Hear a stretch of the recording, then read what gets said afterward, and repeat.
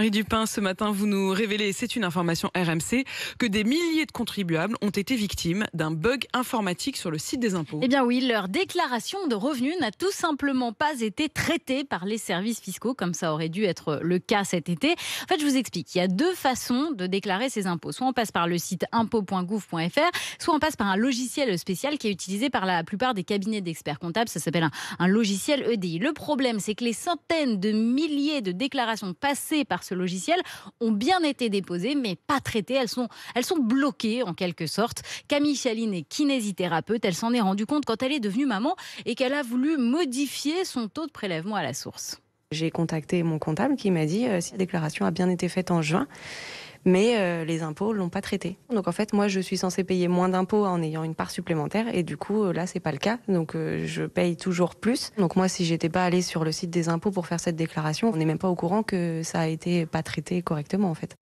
Alors, pour d'autres contribuables comme Bastien Siméo, qui est podologue, les conséquences sont encore plus lourdes. Voilà, c'est lui qui nous a mis sur la piste de ce gigantesque bug. Écoutez-le.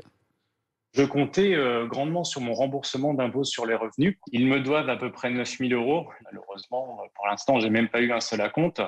Comme beaucoup de libéraux, j'ai été un peu chatouillé par les effets Covid l'année dernière. Il y a une forte répercussion sur les activités. Donc, je comptais vivement sur cet argent, sur ce virement début août, pour me refaire une trésorerie, parce que la situation est quand même assez compliquée, quoi. Je trouve quand même que dans ce pays, on essaie d'être de bons contribuables et on aimerait bien que l'exigence soit des deux côtés.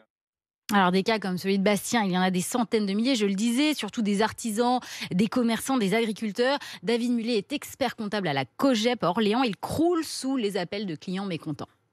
Chez nous, tous nos clients sont concernés. Et donc, on a 60 000 clients au sein du groupe qui sont bloqués. Normalement, ils auraient dû recevoir leur remboursement le 20 juillet. Ils n'ont pas reçu leur remboursement. Et pire, en fait, leur modification de taux de prélèvement à la source ne pourra pas être faite avant novembre. Et certaines déclarations, à peu près 10%, seront traitées bien plus tard, puisqu'elles seront traitées en décembre. Ce qui fait que ça va faire des décalages de trésorerie assez importants.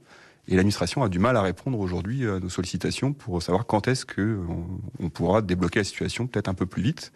Et vu le nombre que ça représente, on a des doutes sur le fait que ça puisse être traité rapidement.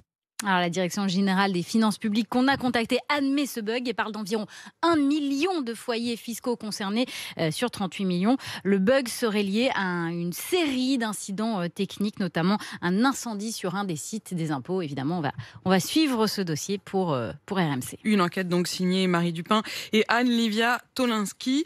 Et puis, si vous voulez lancer une alerte, n'hésitez pas à contacter Marie à l'adresse rmcpourvous@rmc.fr.